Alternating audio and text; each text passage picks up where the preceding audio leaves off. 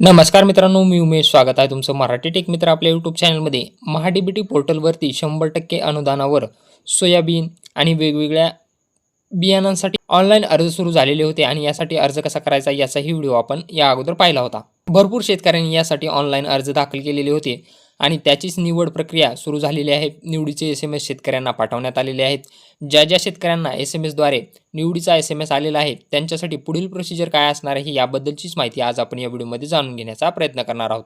परंतु त्यापूर्वी चॅनलवर नवीन आला असाल तर चॅनलला सबस्क्राईब करा आणि बेल आयकॉनला प्रेस करायला महाडीबीटी पोर्टलवरती सर्वात जास्त शेतकऱ्यांनी सोयाबीन या पिकासाठी म्हणजे सोयाबीन बियाण्यासाठी ऑनलाईन अर्ज दाखल केलेले आहेत. यामध्ये तुम्हाला 100% अनुदानावर सोयाबीनचे बियाणे म्हणजे बॅग दिली जाते. यामध्ये तुमची निवड झाल्यानंतर पुढील प्रोसिजर काय आहे? शेतकऱ्यांची निवड झालेली आहे त्यांना असा SMS आलेला आहे. शेतकऱ्याचं नाव, फार्मर ID, आपली सोयाबीन या घटकासाठी निवड झाली आहे. सदर घटकाचा लाभ घेण्यासाठी आपण तालुका कृषी अधिकारी कार्यालयाशी संपर्क साधावा. आजपासून 5 दिवसाच्या आत बियाणे घटकाचा लाभ घ्यावा, अन्यथा आपली निवड रद्द होईल. आपण एकदाच बियाणे उचल करावायचे आहे. अधिक वेळा उचल केल्यास उचल केलेल्या पूर्ण बियाणाची किंमत वसूल पात्र आहे.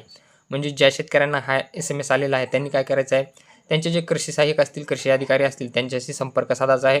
ते तुम्हाला एक कुपन देतील, त्यामध्ये तुमचं नाव असणार आहे, तुम्हाला कोणत्या घटकासाठी लाभ मिळालेला आहे याची संपूर्ण माहिती त्या कुपनवरती असणार आहे.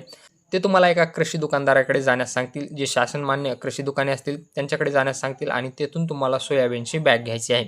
तर अशा प्रकारची ही प्रोसिजर असणार आहे. तुम्हाला कृषीशी संपर्क साधायचा आहे. ते तुम्हाला एक कुपन म्हणजे पावती देतील. ती पावती घेऊन तुम्हाला कृषी दुकानदाराकडून तुमचं बियाणं 5 दिवसाच्या आतमध्ये घ्यायचं आहे. अशाच प्रकारच्या नवनवीन व्हिडिओसाठी चॅनलला सबस्क्राईब करा. आपलं टेलिग्राम तसेच व्हॉट्सअप चॅनल असून तेही जॉईन करायला विसरू नका.